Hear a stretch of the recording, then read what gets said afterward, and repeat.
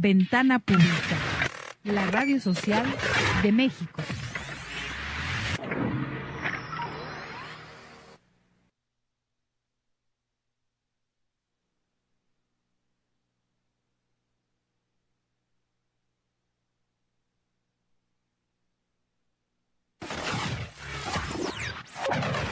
Ventana Pública, la radio social de México.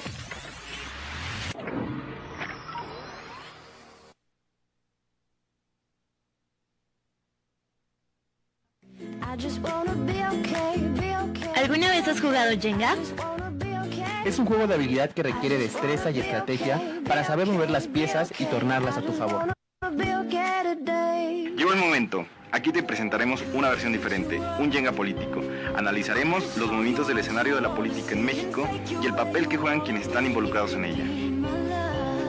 El objetivo, dar seguimiento y compartirles semana con semana acerca de quiénes y dónde colocan las piezas necesarias en la construcción de la torre de sus propias aspiraciones políticas. En Jenga político queremos seguir de cerca qué pieza sale, quién la mueve, en dónde la coloca y por qué lo hace. No les perderemos la pista a los actores políticos, a los partidos, a los independientes, a los jóvenes y a todos los personajes que estén dispuestos a jugársela. Soy Cristian. Soy Lori. Soy Mariana. Soy Eduardo.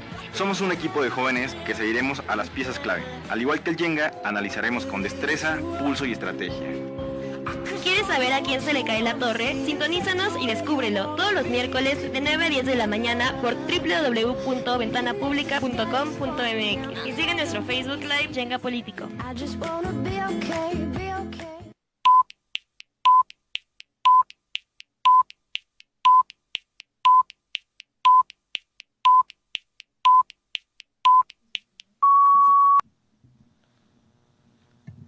Hola, ¿qué tal? Muy buenos días, amigas, amigos de Ventana Pública, la radio social de México. Les agradecemos que estén con nosotros esta mañana, ya 24 de octubre 2018, ya se está acabando este mes también. Ya la próxima semana estaremos celebrando los santos muertos, los santos difuntos aquí, una tradición muy mexicana. Y bueno, pues ya también se está acercando cada vez más el fin de año y con eso también pues la entrada al cambio de gobierno que tanto ya se espera, que ya hemos visto en cercanía. Y que bueno, pues por eso el día de hoy aquí también con nosotros tenemos un tema muy interesante en Jenga político, como siempre intentamos compartirle la mayor información, los temas de coyuntura, y de luego hoy aquí ya están dos de nuestros invitados que nos acompañan para poder nutrir este debate, así que los invitamos a que envíen todas sus preguntas y pues que los saludo con mucho agrado. Carla Insunza, periodista, bienvenida. Cristian, qué gusto, muchas gracias, buenos días a todos, gracias por la invitación. Y bueno, también con gran gusto, un honor tener a una persona de gran nivel, el doctor Rogelio Rodríguez, que nos va a compartir muchísimos puntos. Él es catedrático de la UNAM y ahorita hablaremos un poquito más. Bienvenido, doctor. Cristian, gracias y gracias a todos. Y bueno, Lori, pues también, qué bueno que nos acompaña, ya saben, conductora. Lori, buenos días. Hola, buenos días, ¿cómo están? Muy bien, Gracias por venir. Gracias. Y bueno, como les decimos, les estamos compartiendo este tema para que nos puedan ustedes poder enviar sus preguntas en vivo. Estaremos leyéndolas aquí en Facebook. Les estamos compartiendo los enlaces y que nos puedan hacer las preguntas. Aprovechen a nuestros invitados del día de hoy para que ustedes también tengan un criterio más objetivo. El día de mañana comienza esta consulta y bueno, se dará a conocer el resultado el día domingo y ya compartimos ahorita más elementos. Y bueno, si me permiten brevemente voy a compartir una información muy breve de las noticias relevantes de la semana. Ya es una tradición aquí en nuestro programa. Y bueno, tenemos que pues algo que es a nivel internacional, pero que vimos impacto totalmente todos estos días, también muy polémica la discusión en redes sociales y a nivel nacional sobre la caravana migrante que partió proveniente de Honduras, la cual pues se ha criticado mucho respecto a la nueva postura que toma el gobierno mexicano después de las renegociaciones del Tratado de Libre Comercio, donde pues ahora se ve una postura firme en cerrar las puertas. Y bueno, pues también esto por la presión de Estados Unidos. Por ahí salió el día de ayer el secretario Scott, el secretario de Donald Trump, a decir que fue Venezuela quien financia esta caravana, y bueno, poniendo nuevamente la polémica ahí, diciendo que son delincuentes, Donald Trump diciendo que va a cerrar las fronteras. Por ahí también sale Jaime Rodríguez Calderón Bronco diciendo que él va a aplicar la ley y que también los van a deportar. Y bueno, va a generar mucha polémica. Igual desde luego la ONU y diversas organizaciones de derechos humanos se han metido al tema tema para garantizar la protección y pues empezar a aplicar una política humanitaria con los migrantes que están atravesando nuestro país. Y bueno, también tema internacional, respecto a un tema que le hemos dado aquí de seguimiento, la elección de Brasil, que ya la segunda vuelta parece ser que un sondeo arrojó que Jair Bolsonaro ganaría las elecciones con el 57% de los votos, lo cual pues está poniendo prácticamente a este candidato de ultraderecha y que se ha criticado mucho también las posturas y declaraciones respecto al país brasileño, que es un fenómeno interesante lo que están viviendo también.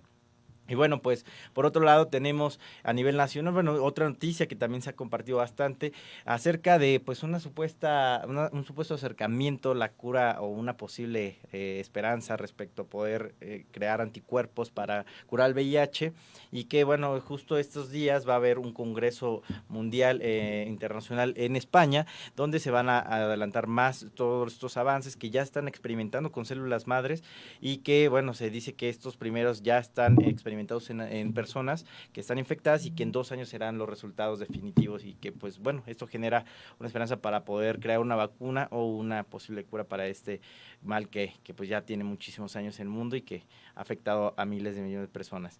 Y bueno, pues también respecto ya temas más locales, más políticos, vamos metiéndonos a la agenda, por ahí Morena en la agenda legislativa comienza a decir que va a impulsar el aborto legal en México. Bueno, ya veremos las iniciativas de qué manera quedan, por ahí quedó una pendiente en la legislatura pasada, que era en materia de salud, pero que implicaba precisamente poder legalizar de alguna forma el aborto y que bueno, pues ahora es un tema que está abanderando el partido que hoy tiene la mayoría política en el Congreso.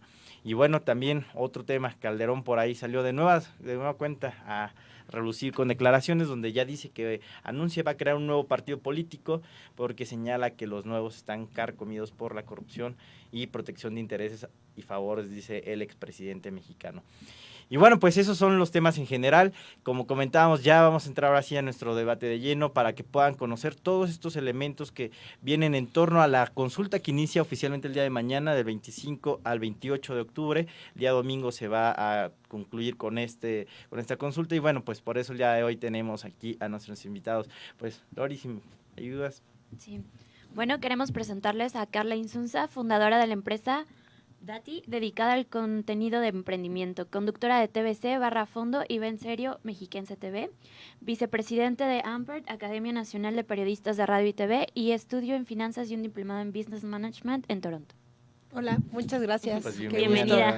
Aparte, curioso, he tenido la oportunidad de entrevistarte, Cris, y ahora está padre ser a la que le preguntan, no la que pregunta. Ya habíamos tenido la oportunidad y bueno, también pues Carla tiene amplio conocimiento de este tema, le ha dado seguimiento, el día de ayer también nos compartió un artículo que ya bueno, estaremos ahí también nosotros, si nos permite después compartirlo para que conozcamos su postura y bueno, pues presenta ahora sí ya un poquito más amplio la trayectoria del doctor Rogelio Rodríguez, quien, bueno, pues, a ver, perdón, que aquí se nos está yendo, hay que mencionar una amplia trayectoria en este ámbito, como señalaba, es catedrático de la UNAM, especialista en Derecho Aeronáutico, y bueno, pues es egresado de la licenciatura con mención honorífica por la UNAM, donde obtuvo la medalla Gabino Barreda.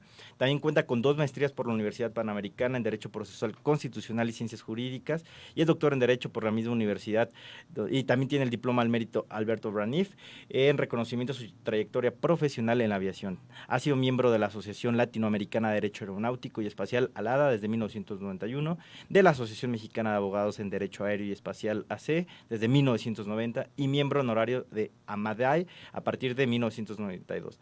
También tiene certificado por la International Air Transport Association en Ginebra, Suiza. Ha hecho diversos estudios de posgrado en Florida, Estados Unidos, Montreal, en Canadá, Buenos Aires, en Argentina y otros diversos en México. Y bueno, en la administración pública destaca que pues ha también estado como gerente consultivo y director de asuntos jurídicos en aeropuertos y servicios auxiliares ASA. Fue director general adjunto de transporte y control aeronáutico de la Secretaría de Comunicaciones y Transporte. También fue auditor legal en la Suprema Corte de Justicia, titular de la Unidad de Políticas y Evaluación del Consejo de la Judicatura Federal, secretario técnico de Asuntos Penales y Amparo, así como secretario de Apoyo B en el mismo.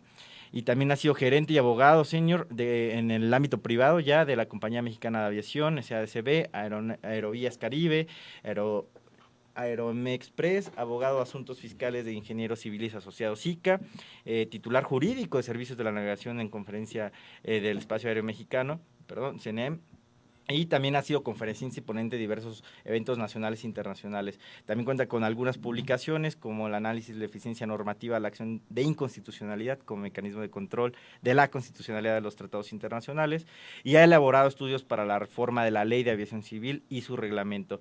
También por ahí una publicación al Código Compartido por ALA y Facultad de Derecho en la Universidad de La Salle en San José, 1999.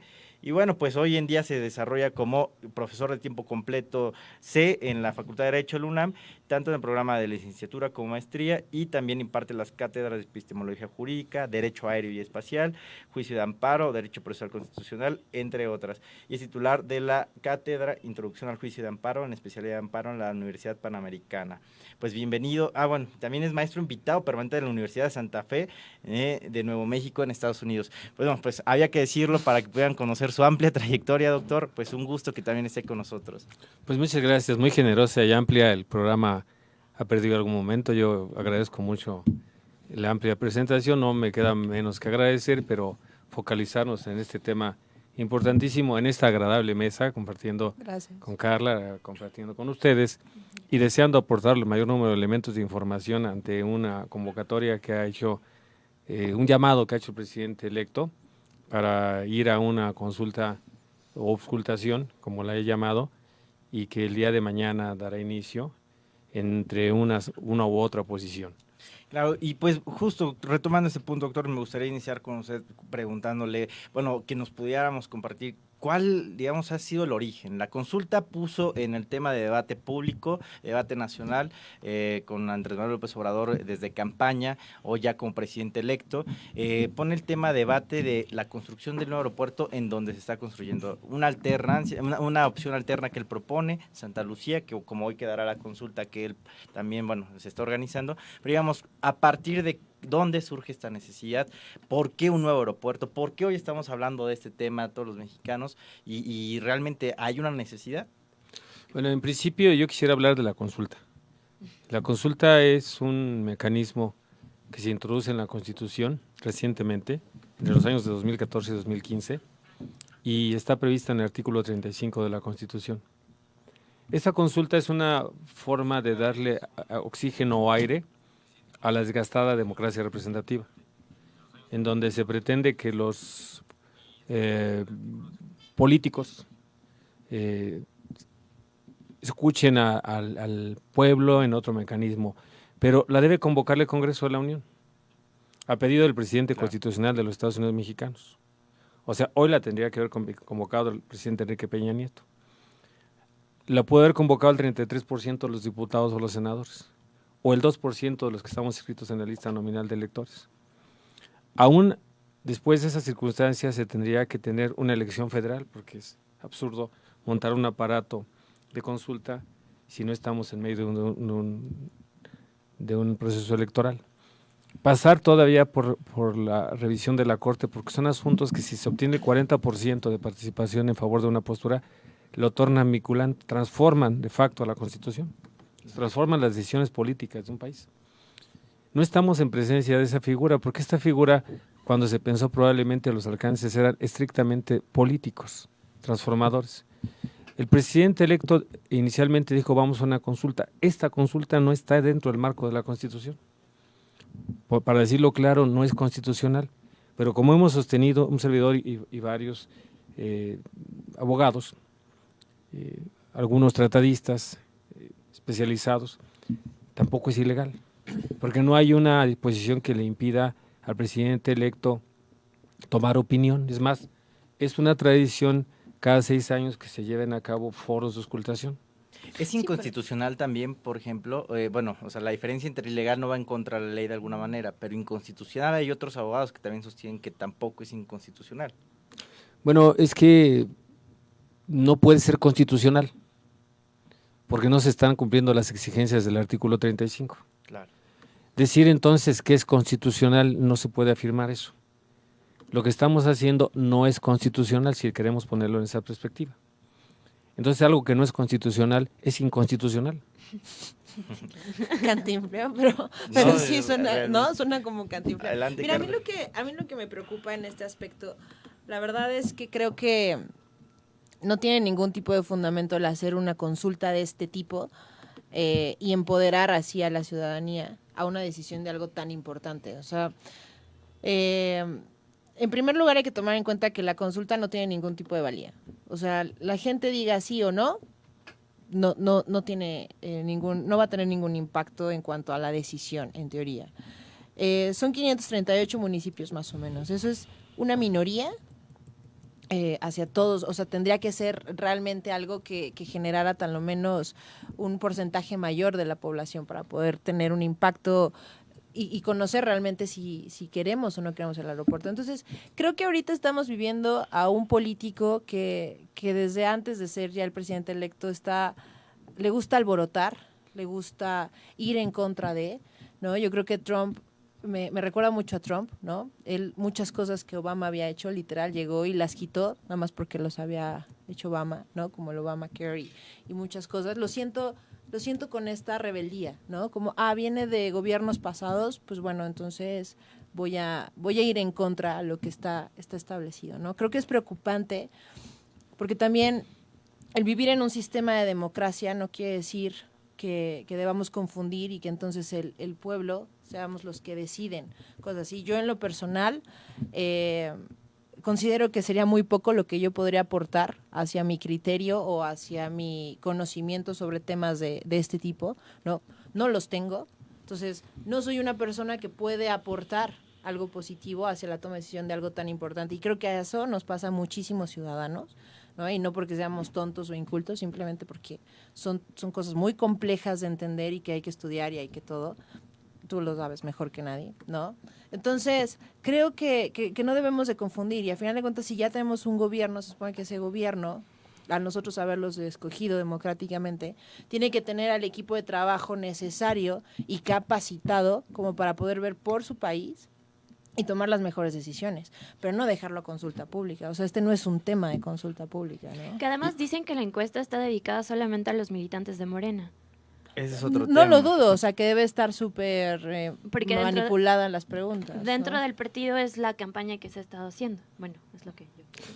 Pues yo quisiera compartirles algo en línea con lo que estamos reflexionando esta mañana, y es que si por un momento tomamos la esencia de la consulta del 35, que no nos podemos ajustar, pero tomamos la esencia, en las decisiones que tomamos respecto de la consulta pública es no someter a consulta asuntos de gasto, ni de ingreso.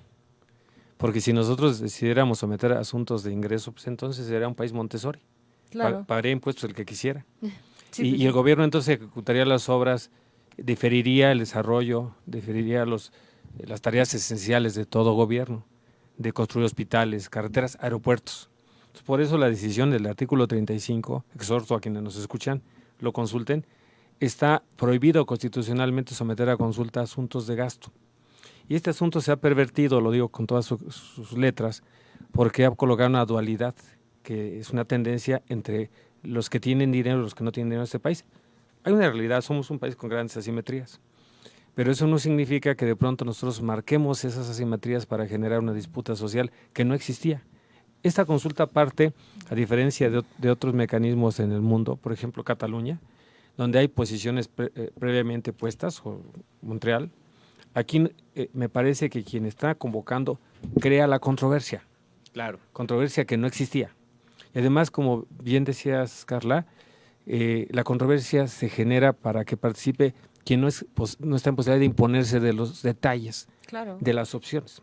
Doctor, justo como decía, regresando un poquito a la pregunta hace un momento, ¿cómo es que llegamos a este punto de comenzar a hablar de una consulta? Bueno, haciendo rápido una retroalimentación, en su campaña, cuando comenzó el discurso, Andrés Manuel empezó a decir que era una obra que ofendía al pueblo y que era muy opulenta. Entonces fue el primer elemento. Posteriormente se va con el tema de los contratos, luego cambia el discurso por el tema de medio ambiente, luego la viabilidad con Santa Lucía. Y bueno, ha ido una secuencia de argumentos en torno a, no ha habido uno concreto como tal, pero digamos, y al final se habla de Santa Lucía ya como la opción que hoy en día está sometida a la consulta, pero únicamente para poder solventar el tema de la sobredemanda, de la sobresaturación que tiene el actual aeropuerto internacional de la Ciudad de México, pero digamos, todos esos conocimientos técnicos que se requieren, justo igual, esta consulta llega tarde en ese sentido, debió haber sido antes de que se pudiera haber empezado a implementar ese proyecto, y cómo es que llegamos a ese momento. Bueno, a ese momento llegamos justamente, como bien lo señalas, Eric, porque en la campaña se manejó como una oferta a los electores el presentarse como un gobierno austero, como un gobierno que frenara esas especulaciones. Saludos a Yáñez, ¿eh? Sí. Y entonces, cuando se toma conocimiento ya como presidente electo, pues hay que procurar legitimar ese discurso. A mí me parece que es la parte política.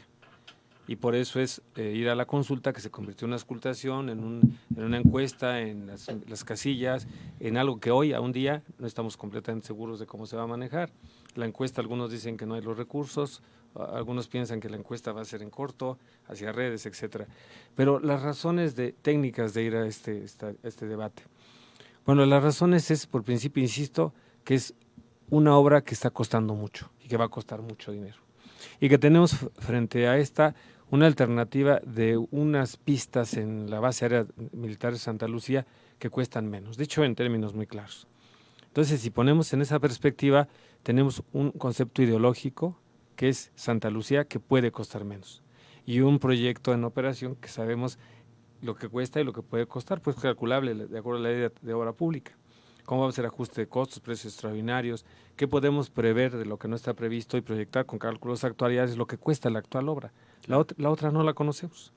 Entonces, llevar a ese terreno es decir, hay algunos que piensan que es más o menos cara Santa Lucía. Entonces, no se pone en la mesa la eficiencia. Perdón que le interrumpa igual. Hace un momento comentábamos, antes de entrar al programa, salió a dar una entrevista al que será el secretario de Comunicación y Transporte, Ginés Priu, y le preguntaron que qué pasaría en dado caso que se cancele en Santa Lucía, dónde irían las pistas, cuánto costarían las pistas, cómo se implementarían, y dijo que, bueno, lo estudiarían. Es decir, este proyecto del actual aeropuerto señalan autoridades que es más de 20 años de planeación. La otra opción también, ¿cuánto tiempo tomaría, digamos, en caso de que se implementara y realmente también vendría a solucionar el problema, digamos, de origen que viene a sacar a colación la construcción nuevo? Bueno, el ingeniero Javier Jiménez Espriu y el propio presidente electo ayer señaló que no pasaría nada. Eso me parece que es digno en esta mesa y en muchas mesas. Que aparte es una locura. Que bueno, perdón, igual aquí me gustaría, porque justamente con este comentario que está haciéndonos doctor, dicen por aquí, Iván Monsalvo nos comenta que piensan también ustedes de la nota esta que salió, que de hecho también el secretario se refirió allá en la mañana, acerca de nota de Citibanamex, precisamente donde llaman el error de octubre si esto se pudiese, digamos, tornar en malas consecuencias. Bueno, el error de octubre sería por dos razones. Una, por el mensaje que se enviaría por parte del Estado mexicano a la comunidad internacional, a los mercados, a los inversionistas y a quienes tienen apostados desarrollar proyectos de inversión. Hay que recordar que proyectos de esta magnitud se van volviendo tus cartas de presentación al mundo, ¿no? Claro. Entonces, aquí estamos hablando de muchísimo dinero, el que ya esté incluso involucrado. Hoy por hoy tenemos un promedio de un 30% ya construido de este nuevo aeropuerto. Las cantidades son estratosféricas, ¿no? Y entonces hay que recordar que es tanto una inversión pública como privada.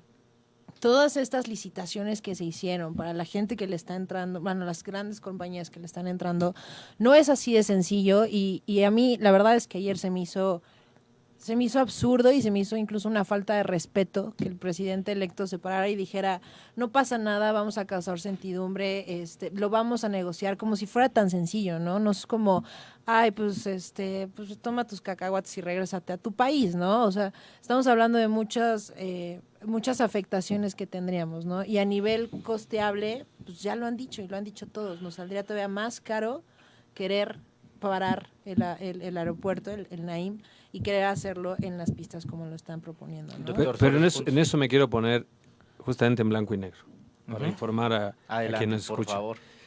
Los contratos que hoy están firmados, que se están ejecutando, resultados de licitaciones, de adjudicaciones, de invitaciones que está revisando la Autoridad Superior de la Federación, se tienen que honrar. Al momento de que se decidiera suspender la operación, se tendrían que indemnizar. Claro. Las indemnizaciones podrían ser aceptadas o no por los contratistas.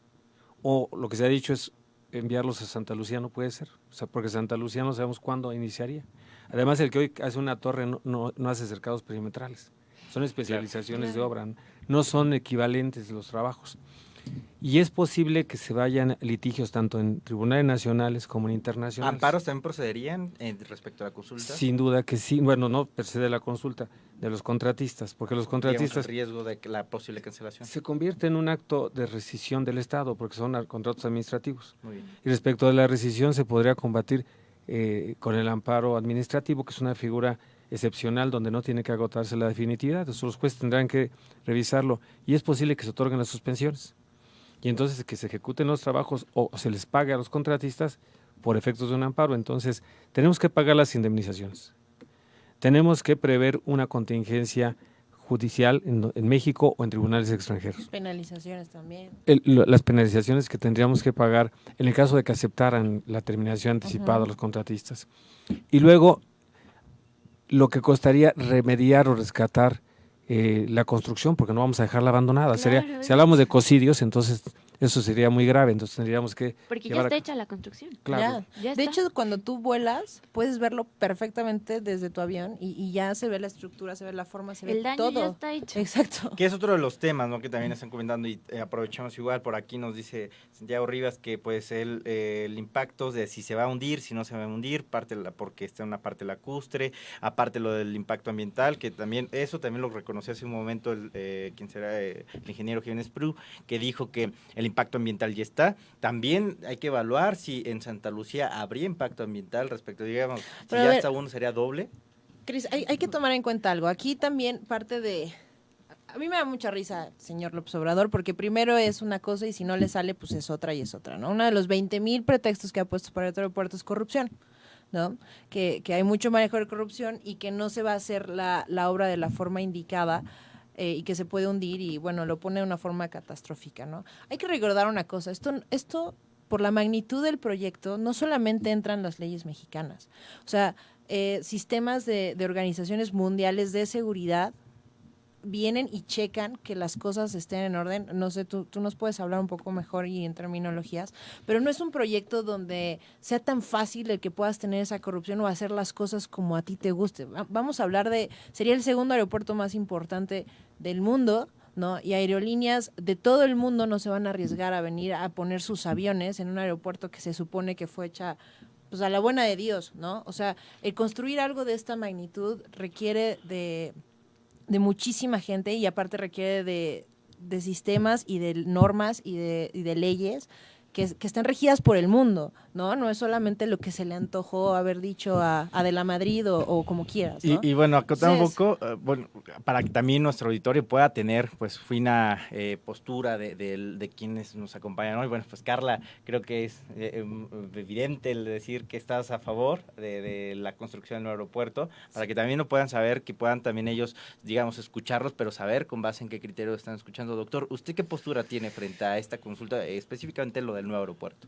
Antes quisiera comentar lo que estaba señalando Carla, porque adelante, me parece muy relevante y lo que nos decía uno de las personas que nos hace favor de escribir. claro. El aeropuerto en el que va, considerando que se continúa la construcción del aeropuerto, ciertamente tiene que ser seguro, debe ser certificable por las autoridades mexicanas y siguiendo los estándares del anexo 13 del Convenio de Aviación Civil Internacional. Ningún aeropuerto en este país, de los muchos que tenemos, alrededor de 70 aeropuertos internacionales, opera si no es certificado por la Dirección General de Aeronáutica Civil y por la Organización de Aviación Civil Internacional, siguiendo los criterios de este organismo internacional dependiente de la Organización de las Naciones Unidas. El aeropuerto será seguro, Claro. el aeropuerto será eficiente. Y el de Santa Lucía, también hay que decirlo hipotéticamente. La seguridad no es el tema que está en la mesa.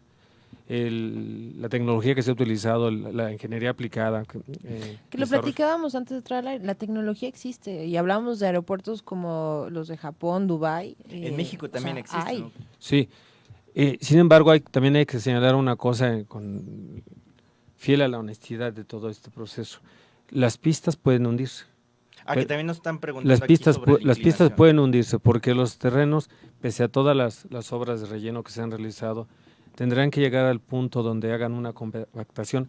¿Por qué me remito a esto? En esto nadie lo ha discutido por la experiencia del actual aeropuerto. Claro. El actual aeropuerto sufre hundimientos y hay que estarlo renivelando, por eso se sacan de operación las pistas. Las dos pistas casi nunca están operando de manera simultánea, además por la separación, porque una de ellas o son inundaciones o son hundimientos que hay que renivelar. Si consideramos que vamos a ir a un aeropuerto en los que en los 2 años probablemente tenga mejor rendimiento, en el tercer año se ha estimado por los técnicos en lo que se llama PCN, que no se ha hablado de esto. Se habla de los estudiosos de la UNAM, que yo respeto, que han hecho estudios geológicos, etcétera, pero estudios aeronáuticos nos dicen que el PCN podría mantenerse 2 años. Al tercer año es posible que empiece a tener hundimientos que obliguen a la renivelación y entonces saquemos de operación una de las pistas para mantenerla en mantenimiento y así estemos haciendo. El aeropuerto planea tener 3 pistas. Si consideramos esta posibilidad muy, digamos, por experiencia, muy al alcance de una expectativa, de una especulación, lo que se dijo anteriormente es tener una 4ª pista. Nada más que los constructores del nuevo aeropuerto, entonces de la Ciudad de México, el grupo aeroportuario, ha sacado estos temas, porque como la presión es costo, entonces hay que eludir un problema técnico. Entonces el aeropuerto tendría que seguir su construcción, pero tendríamos que garantizar que este aeropuerto no saque de operación una pista. Al menos el actual que tenemos hoy. El que estamos construyendo. Es decir, podrían operar los dos, pero la inclinación de las pistas como están planeadas para el nuevo y el otro, pues chocarían, ¿no? En dado caso. No es per se la inclinación, Eric. Lo que hicieron los constructores del grupo aeroportuario en el diseño fue modificar la trayectoria en 45 grados. Entonces, con esa modificación de trayectoria hacen imposible la operación con el actual aeropuerto de la Ciudad de México. También están en perpendicular. Tenemos que decirlo. Ahora, habrían podido operar, pero los tráficos habrían tenido que dar prioridad al aeropuerto que se construye. Con ese movimiento de pistas cierran la posibilidad de que opere el aeropuerto de la Ciudad de México, tendríamos que cerrarlo. Entonces, parece que esa decisión se había tomado, eso es lo que se quería hacer. ¿Qué se quería? Probablemente no generar una competencia entre los aeropuertos o simplemente evitar que esa mancha urbana siga comiéndose eso que tenemos hoy como aeropuerto y que resulta saturado. Pero no es como tal el tema de la inclinación, sino un viraje. Las pistas tienen, digamos, una forma lo más cercana a una superficie plana, prácticamente perfecta para que los aviones al aterrizar y al despegar no puedan tener un accidente, porque cualquier movimiento los podría hacer que tengan un despiste de ala y un accidente terrible. Por eso se sacan de operaciones por mantenimiento. Claro. Ahora, este aeropuerto, el que se está construyendo, garantizaría las operaciones seguras. Es totalmente un error decir que no las garantizaría. El tema es eficiencia. Muy bien. Tenemos que hablar de una pista adicional, porque el aeropuerto que estamos construyendo no es el tercer más grande del mundo. El aeropuerto que estamos construyendo, se lo dije al grupo aeroportuario, estará rankeado entre los 50 más grandes del mundo. Porque los aeropuertos por principio se miden también por posiciones de contacto. Estamos planeando en el mejor momento de tener 220 posiciones de contacto. Los aeropuertos como el aeropuerto de Atlanta, de Dallas, de Denver, etcétera, en Estados Unidos, Frankfurt, en Europa, tienen 380 posiciones de contacto. Sí. Tienen 5 pistas operativas. Entonces nosotros estamos haciendo una discusión para defender un aeropuerto, y ahora me decanto, sí, tenemos que continuar con la construcción del aeropuerto. Con la actual. Por varias razones adicionales de las que Carla dijo y los que se ha reflexionado, porque hemos tardado 50 años en construir un aeropuerto. Si diferimos la construcción de este aeropuerto y empezamos a hablar de Santa Lucía, es posible que duremos otros 50 años. Sí, es un retroceso. ¿Qué es lo que nos piden? Si puede abundar un poquito más también, y también si Carla igual quiere agregar algo, ¿por qué, cuáles son las razones por qué Santa Lucía no es viable, en este momento al menos? Técnicamente, Carla, permíteme, no es que no sea viable. A Santa Lucía se le ha presentado como un aeropuerto alterno, que complementaría el tráfico de la Ciudad de México. 2 pistas, me parece. Sí, ¿no? dos pistas que se construirían paralelo a la base aérea militar. No se suprimiría la base aérea militar, pero obviamente tendría un movimiento menos eficiente de aeronaves. Ahora, un aeropuerto complementario es un aeropuerto que mantiene el aeropuerto central, que sería el de la Ciudad de México. El piloto que hace su plan de vuelos viniendo de Nueva York a México, su aeropuerto principal sería México y el alterno sería el de Santa Lucía. Quiere decir que el controlador estaría pensando en meterlo a México.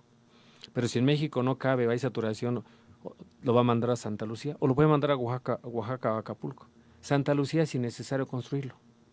No es que no sean eficientes, es que siendo alterno México tiene varios aeropuertos alternos.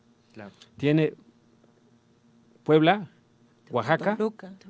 y Acapulco, no como alternos. Ah, ok. Toluca es un aeropuerto autónomo, listo para operarse mañana. Tiene una capacidad para atender mañana a cuando menos 8 millones de pasajeros. Que dice que hay que modernizarse, ¿no? Eso señala en postura. Es una imprecisión porque Toluca está listo para operarse, lo digo con todas sus palabras. En la consulta se dice rehabilitar Toluca, yo no sé que se le tenga que rehabilitar. Toluca es un aeropuerto internacional que tiene la mayor tecnología de todos los aeropuertos de México para hacer operaciones en visibilidad prácticamente cero, porque tenemos un equipo ILS-3 que solo tiene Chile, que solo tiene Charles de Gaulle en París, que no tiene la Ciudad de México. Toluca está listo para iniciar operaciones porque Toluca tuvo una masa de 5 millones de pasajeros, que por las malas decisiones del gobierno federal impidieron que los transportistas como Interjet, Volaris, Viva Aerobús se salieran de Toluca y se vinieran a México porque es un mercado seguro. Entonces la saturación del aeropuerto es artificial, por otro lado. Si la pregunta de la encuesta es, dada la saturación, no necesitamos construir ningún aeropuerto. Aplicar las reglas para quitar a los transportistas ineficientes, que así operan en todo el mundo, dejar libres esos slots y habilitar Toluca, Cuernavaca, Puebla, Querétaro y la Ciudad de México. Pero esa tampoco, con esa solución no estaría, porque esa es una solución de corto, mediano plazo. Necesitamos un aeropuerto que le compita como la posición estratégica a Panamá, a Lima, a Miami. Necesitamos continuar con la construcción del aeropuerto, porque además es la certeza que vamos a dar a los inversionistas. Si la próxima obra importante la vamos a someter a este tipo de consultas, pues me parece que estamos generando una incertidumbre que nos va a afectar a todos. Carla. Mira, yo tuve la oportunidad de ir justamente al Tianguis Turístico, ahora en Mazatlán, y obviamente el tema era el nuevo aeropuerto, ¿no? Yo creo que primero hay que diferenciar un poco entre el socialismo, el comunismo y el querer dividir de esa manera, ¿no? No pueden decir que un proyecto de esto es solo para ricos, porque no es así.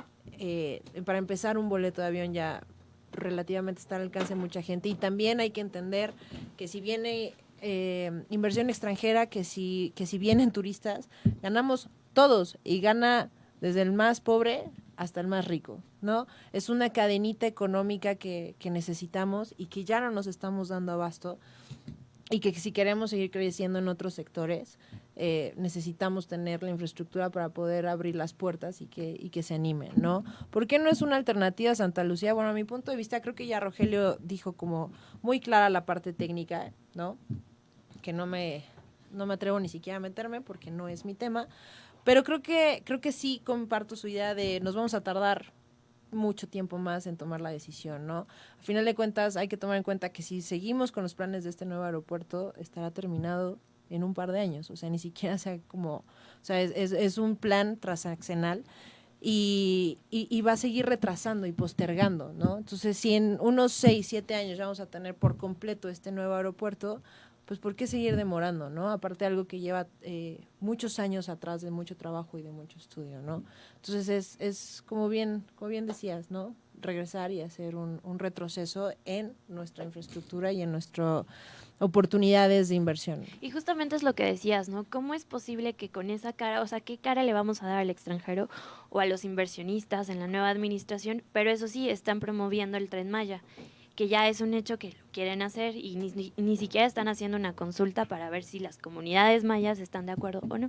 Sí, yo creo que aquí estamos ante un presidente que es muy de contentillo, ¿no? Si es mi proyecto o estoy a favor, pues no pasa nada, pero si es de otro gobierno o no estoy a favor, pues quiero consultas y voy a desprestigiar el proyecto, ¿no? Entonces, te digo, yo creo que hay que saber diferenciar, no hay que dejar que justamente sus speech de odio y de división social nos sigan afectando. Como bien te digo, un aeropuerto de esta magnitud nos beneficia a todos. Y todos. bueno, pues igual regresando un poquito, retomando el tema técnico, doctora, aquí también nos dicen, ajustando o organizando los slots se puede solucionar el tema de saturación en el actual aeropuerto, que bueno, aquí déjenme agregar muchas personas que hemos entrevistado también, hemos dado una tarea de investigación, que trabajan en el actual aeropuerto, nos han hablado que de plano sí hay una sobresaturación, pero ese es un planteamiento interesante. Otra, me gustaría a mí también complementarlo. Además de esto, de que nos están preguntando aquí, digamos, ¿cuál sería el tema ya hablando de comercio, de los pendientes entre las aerolíneas, los permisos, la reglamentación? Otro pendiente de que a lo mejor creo que se nos está hablando, o sea, se habla sobre temas técnicos que pocos entendemos de fondo, sobre la construcción, sobre la viabilidad, sobre las rutas aéreas y muchos temas que intentamos informarnos, pero digamos, también falta ese tema de la regulación y qué viene en torno a todo lo que implica económicamente, técnicamente, políticamente. Doctor. Pues yo quisiera nuevamente regresar a la pregunta de la consulta, dada la saturación. Así empieza la pregunta. Los aeropuertos del mundo, John F. Kennedy, Heathrow, Narita, Sao Paulo, están saturados. Se saturan por la alta demanda que tienen y no se piensa en construir un nuevo aeropuerto. Porque los aeropuertos, según las reglas estándar IATA, y en el caso de México, el reglamento de la Ley de Aviación Civil, tiene mecanismos para solucionar la saturación. Y los mecanismos para solucionar la saturación sería revisar a los operadores ineficientes, hablando de regulación, y protegiendo por otro lado al usuario, al pasajero o al quien transporta la carga aérea. Nosotros podríamos llevar a cabo un procedimiento de depuración y evitar la saturación del aeropuerto, insisto, sin construir un nuevo aeropuerto. Pero eso implicaría, en un momento determinado, asumir una intervención del Estado que no ha tenido. El Estado mexicano no ha definido qué quiere hacer con su aviación. Es momento que este gobierno diga qué quiere hacer con la aviación como parte integrante del desarrollo. Y cuando digo esto es porque tampoco tenemos una competencia, esto hay que decirlo. Las líneas aéreas que en México operan hoy, tenemos un operador dominante, se llama Aeroméxico, que está controlado por Delta. Y que de hecho es estadounidense, ¿no? Justo. Tiene el 49% de acciones, más otro tanto es 75% de acciones promedio las que tiene Delta en Aeroméxico. Muy bien. Las decisiones que se toman desde el cuarto de decisiones vienen de Atlanta. Entonces, Aeroméxico es un operador dominante que va fijando tendencia en el mercado. Si tenemos aeropuertos inutilizados como Toluca y no hay operadores que hagan competencia, el usuario, cierto es que las tarifas no son ya para ricos, pero algunos no pueden usarlas cuando las tarifas promedio en el mundo no son las que tiene México. México tiene de las tarifas más altas en el mundo para mercados domésticos. Cualquiera de nosotros en sana lógica puede pensar que si compro para mañana un boleto de mercado doméstico en 12,000 pesos y la compro para mañana 11,000 en precompra, va dependiendo 8,000 promedio, México Ciudad Juárez, con 10,000 pesos puedo ir a Europa ida y vuelta. Explíquenme esto.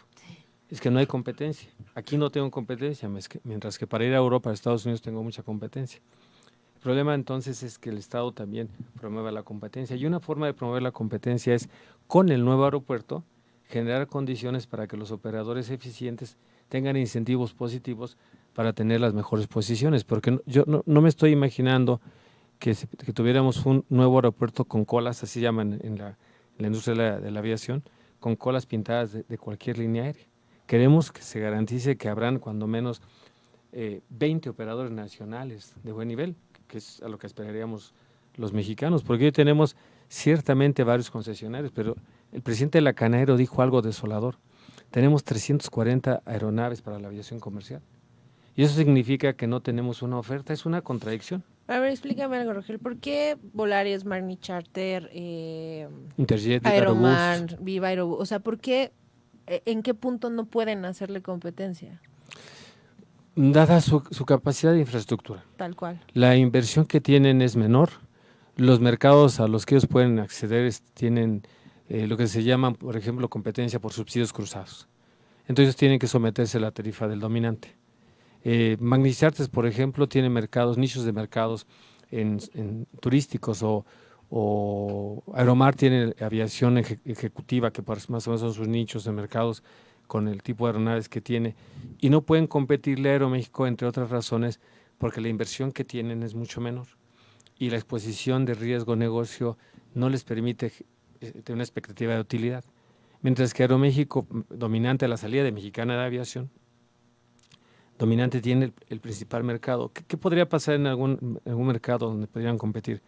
Que Aeroméxico genere una guerra tarifaria temporal, los incentive y se quede como operador dominante y vuelva a fijar tarifas, de facto. Ok. Agregando, nos están haciendo una pregunta justo a eso. Dicen que si jurídicamente, pregunta Héctor Sánchez de la Cruz, si hay posibilidad por medio de la ley obligar a las empresas de aerolíneas como Interjet, Viva Aerobús, Charters, a que se vayan a dar servicios a aeropuertos como Toluca, Querétaro, Cuernavaca, Puebla. Primero que tengo que hacer es darle un saludo a Héctor, agradecerle, y los mecanismos de la ley son que nosotros tenemos un mercado regulado a nivel nacional. Todos los operadores pueden ir a cualquier ruta, pero hay una contradicción porque no todos pueden venir a México porque está saturado. Y está saturado México ciudad, dado la saturación en sí misma y dados algunas resoluciones judiciales que todavía tienen ocupados los slots de Mexicana de Aviación.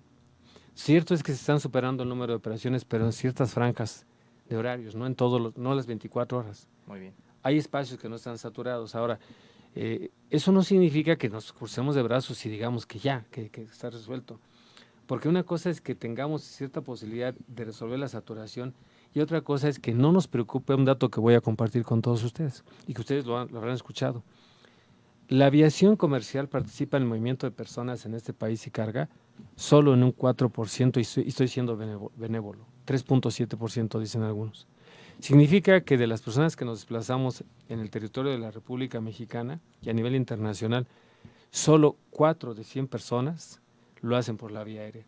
Si pensamos que alguien va a viajar de México a Tijuana, tiene que transportarse por tierra 48 horas, 46 horas, con tarifas de camión que no son tan diversas de estos, lo que falta es oferta, faltan incentivos. Entonces, esto de tener un mercado desregulado será necesario de darle algunos matices para asignarle cuotas a transportistas dados sus bases de operaciones naturales y lograr generar algo como lo hacen países como Francia, Estados Unidos, Brasil, Chile, etcétera, donde ellos dan segmentos por vocaciones regionales a sus líneas aéreas.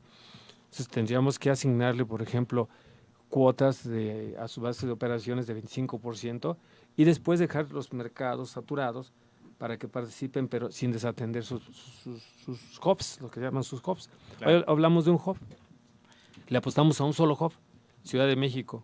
Necesitamos cuando menos 10 hubs, que son centros distribuidores, Monterrey, Guadalajara, Cancún, etcétera. Para poder hacer la infraestructura que requerimos. Y bueno, pues, lamentablemente el tiempo es poco para que nos pueda seguir compartiendo todas estas aclaraciones que nosotros por ahí estamos compartiendo, las verdades, las mentiras acerca de lo que gira en torno a todo esto. Pero antes de que pudiésemos cerrar, me gustaría mucho que entremos de lleno a este tema ya, digamos, con la postura que ya nos han compartido un poco, acerca de lo de la consulta. También por aquí, Berenice, que le mandamos un saludo, nos dice que igual, ¿qué opinan acerca de si debemos participar, no debemos participar? ¿Quiénes realmente son quienes deberían ser consultados? Y bueno, en general, digamos, esto a muchos les parece una consulta que más allá de jurídica o social, pues es realmente, como decías tal vez tú, Carla, un poco una consulta que es política, de ver qué proyecto es el que va a predominar, pues ya digamos, esto es un tema político, social, económico, de medio ambiente, la consulta, ¿hacia dónde va? ¿Participamos o no participamos?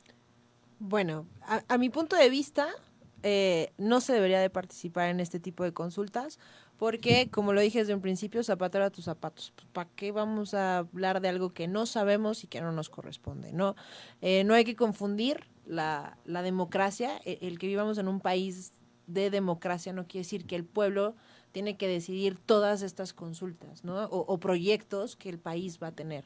Yo creo que no hay que confundir eso. Yo sinceramente no apoyaría la consulta, porque creo que es un motivador para seguir revolviendo estas partes sociales y entonces las cosas se van transquiversando y se pierde el rumbo, ¿no? Con un pretexto de un aeropuerto que tenía algunos hoyos negros, como bien mencionaba Rogelio, pues se hizo un gancho, ¿no? Para volver algo social el tema, ¿no? Entonces yo creo que hay que saber diferenciar en donde el gobierno tiene que tomar las decisiones porque es el encargado, y donde pueda entrar la ciudadanía. Yo en lo personal no le entraba, yo en lo personal no apoyaba este tipo de movimientos y no confundiría el socialismo con el comunismo, ¿no? Pues, doctor. Pues yo quisiera, a manera de conclusión, es un tema que quedará abierto, decir que hemos creado esta ambivalencia en la sociedad y que el aeropuerto ahí está en el centro de una disputa y será el detonador de las decisiones, de la tendencia que marca las decisiones de gobierno. Quedará el gobierno marcado por la decisión que tome, para bien o para mal. Esperamos que sea para bien. Pero algo que tenemos que decir también en beneficio de la obra del aeropuerto es que el aeropuerto ha sido tomado como un rehén de una serie de cuestiones adyacentes. El tema de la declaración del ingeniero Carlos Slim, cuando la dijo por primera vez, a mí me llamó mucho la atención, es que se está cancelando el desarrollo de una de las zonas más atrasadas, la zona oriente de la zona metropolitana. De las zonas más pobres, más Yo he marginadas. sostenido, ¿y cuándo nos dijeron que la ciudad iba a crecer? Si la ciudad está colapsada. Y si el discurso es que debemos concentrar. Hay una falta de congruencia. Luego, ¿es el aeropuerto un pretexto para detonar un desarrollo de especulación urbanístico? En donde, como dijo Jorge Silverstein en los años 90, no se preocupen y ni pregunten por los aeropuertos, porque los aeropuertos son grandes centros comerciales, urbanísticos de especulación, donde accidentalmente aterrizan aviones. A mí me parece que eso tampoco podemos admitirlo. Y dada esa situación debemos obligar, en el caso de que continúe los ciudadanos debemos empujar porque se desarrollen las regiones, no se desplacen porque otros llegan. Y he dado una propuesta que hoy presento en esta mesa y la he señalado. Otros países lo hacen, en un momento se analizó. Es necesario que de la contraprestación de quien resulte del operador destine cuando menos el 3% para que se cree un fideicomiso que haga desarrollar las zonas, que no es lo mismo, que genere programas sociales con las comunidades que están agraviadas, que les asesoren, etcétera, para que se desarrollen, porque tampoco es bien para un país tener un desarrollo que lo necesitamos de altura y tener, cuando uno va aterrizando, comunidades en la marginación absoluta. Entonces tenemos que generar ganar, como lo hacen muchos países en el mundo. Ese 3% representa, de los ingresos brutos, representa una mínima parte gananciosa, pero representa mucho para el desarrollo de la región. Claro. No es un discurso falaz. Fíjense, les quiero compartir, eso se lo he dicho al equipo de transición, y es contradictorio, Carla. Un gobierno social te la tomaría, no lo están tomando. Porque parece ser que, por otro lado, cuando se dice que se transfiera a Slim, si se ha de continuar, pues se le está transfiriendo un negocio. No, el Estado tiene que hacerse responsable y si después ha de concesionar, debe fijar la contraprestación para que ciertamente el Estado retire las manos de su calidad de empresario, pero que tenga una retribución. Sí, que justo en este punto es algo que sí quisiera mencionar, perdón la interrupción, porque justo es algo de las críticas que se han devenido en torno a esto, ¿no? Que en su momento también son posturas como un poco confundidas o que no logramos entender de todo respecto al presidente electo, que habla por una parte de que el Estado pueda hacerse cargo de este tipo de negocios estratégicos de alguna manera, pero por otro lado dice, bueno, pues si quieren construir los empresarios, pero pues en ese caso realmente toda la ganancia y el desarrollo sería para el bolsillo de los empresarios, que es la otra cara de la moneda, digamos, el otro enemigo público de alguna forma, como decir, solamente los ricos se van a seguir enriqueciendo. Pero es que aparte no está mal, a ver, para un proyecto de este tamaño se necesita la inversión pública y privada. O sea, yo creo que ningún sector podría solventar algo de este calibre solo, ¿no? O sea, lo necesitas, pero aquí también el punto es lo que te decía, ¿no? Es mover masas, es mover choques sociales, ¿no? Donde no estás viendo todo el ciclo que como bien decía Rogelio, nos estamos yendo por otro lado, ¿no? Si lo que necesitamos es desarrollo de las comunidades, eso es muy diferente, pero un aeropuerto no tiene nada que ver, ¿no? O sea, no es el eje para que tú puedas decir que eres pobre por esa situación. ¿Se está pensando, hay algún tipo, se conoce algún tipo de fondo o algo, una partida que varía específicamente al desarrollo de la zona? En este momento no, pero sí quiero hablar del tema del financiamiento del aeropuerto. Muchos han dicho que es autofinanciable, etcétera. El aeropuerto se está construyendo con recursos de la TUA, del actual aeropuerto, porque jurídicamente está operando una reubicación. El aeropuerto cerrará para ser reubicado, así fue el diseño del gobierno del presidente Peña Nieto.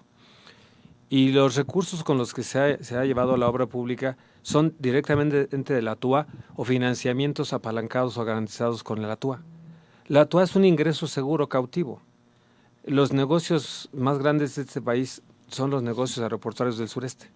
El negocio que tiene más utilidad en este país no son las empresas del Grupo Carso, es Azur y el aeropuerto de Cancún. Visto en proporción, ¿por qué? Porque tienes un ingreso por TUA por pago de servicios aeroportuarios complementarios. Entonces tú puedes obtener créditos, porque no se puede tampoco esperar a la TUA y hacer una obra diferida en el tiempo. Hay que hacer un proyecto serio que genere en el tiempo y en la eficiencia, pero son apalancados por la TUA, entonces ciertamente es autofinanciable, pero con recursos públicos. Lo que dice Carla, eso hay que aclararlo, porque esa TUA, si no se empleara para el tema de construir un aeropuerto, tendría que invertirse para construir hospitales, escuelas, carreteras u otra obra pública. Entonces, ese dinero son recursos públicos. Entonces, si entra la iniciativa privada, que entre con su dinero y que regrese lo que se ha puesto. Si se hace una licitación, por cierto, una ley que nunca ha permitido la licitación de ningún aeropuerto, todos los aeropuertos fueron adjudicados por excepción. Entonces, en esa licitación esperada, lo primero que tendrían que hacer los inversionistas, se habla de Slim, que lo construya Slim, entonces él tendría que entregar una garantía o hacer un depósito del retorno de los recursos que invirtió el gobierno y iniciar o continuar la construcción con recursos que él obtenga o algunos créditos que pudiera manejar, porque va a retornar la inversión. Que bueno, perdón el comentario irónico, pues en caso que fuese Slim, por ahí ya sería Sumaya 2.0, ¿no? Que hasta pues, el diseño, nos comentaban, el grupo aeroportuario tiene parte de lo mío de la arquitectura y todo, y bueno, sí, pues en eso podríamos desencadenar. Y bueno, doctor, pues igual de nueva cuenta retomando la pregunta, desde su postura, tomando en cuenta la consulta como un ejercicio tal vez de democracia participativa, todos esos temas, Carla nos decía que pues ella desconoce, ella no va a favor de una consulta. ¿Usted qué propone? Bueno, ¿cuál es su postura respecto a la consulta en general? Yo no iría a votar porque es una decisión que corresponde al Ejecutivo.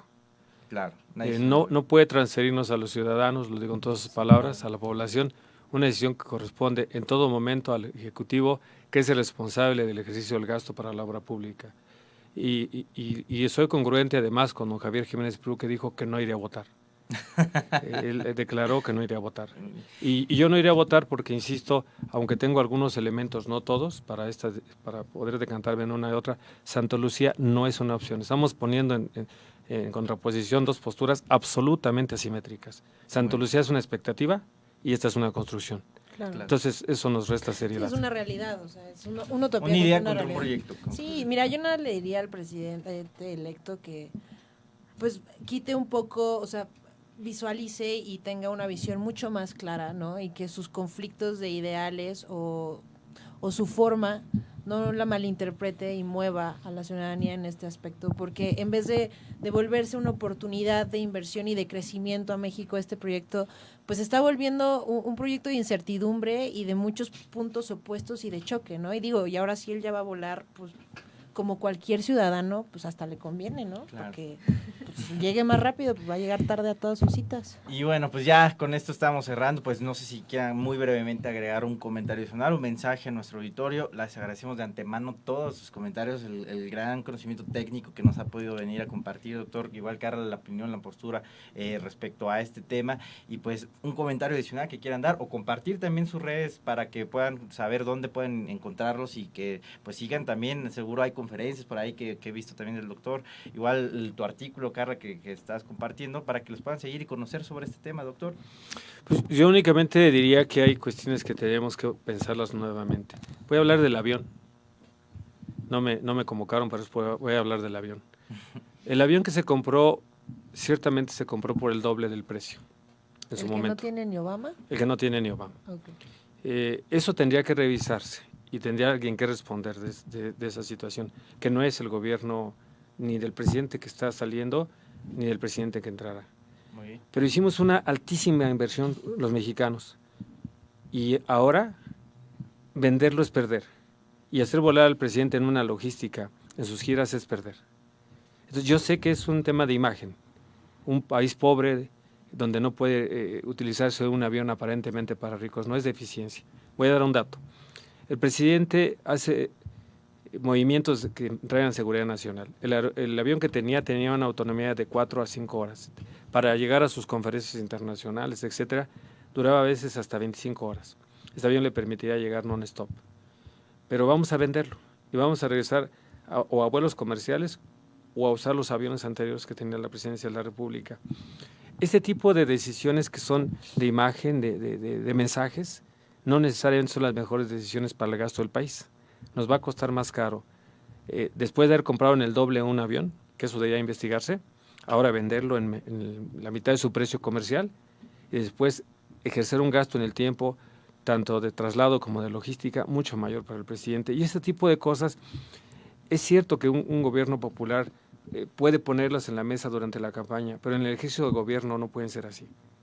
Tenemos los mexicanos también que recibir la cuenta del ejercicio de gobierno y nos tendría que poner en blanco y negro. Yo puedo afirmar que es más costoso ahora vender el avión que mover al presidente. Es más costoso esta consulta, desgasta, es más costoso diferir que continuar con una obra. Bueno, doctor, pues le agradecemos su participación. ¿Redes o dónde podemos encontrar más información sobre usted? Pues en este momento proporcionaré mi correo es rrodriguezg@derecho.unam.mx. Me pueden ver en YouTube, pasar por algún comentario, tengo mi canal de YouTube y quedo a la orden. Muy bien, pues muchísimas gracias, doctor, por habernos acompañado y bueno, con eso cerramos. Carla, ¿también? Pues sí, comparto completamente lo que dijo Rogelio. Yo creo que hay que poner los pies en la tierra y esto no se trata de lujos excesivos, en eso sí estoy de acuerdo, pero hay que saber que un presidente o un gobierno tiene una forma de un día a día diferente, la agenda es diferente a cualquier empresario, a cualquier persona, ciudadano común y corriente como nosotros, y se necesita para que haga bien su trabajo, que tenga el equipo necesario, la infraestructura necesaria. Entonces no hay que confundir una cosa con otra. Y pues lo que hemos dicho en todo el programa, zapatero a sus zapatos, si no tienes nada que, o sea, si Rogelio de una forma muy modesta se considera que no tiene todo el conocimiento como para poder opinar sobre el tema, pues, ¿qué podemos decir nosotros, no? O sea, cada quien a lo que tiene que hacer. Y redes, Carla.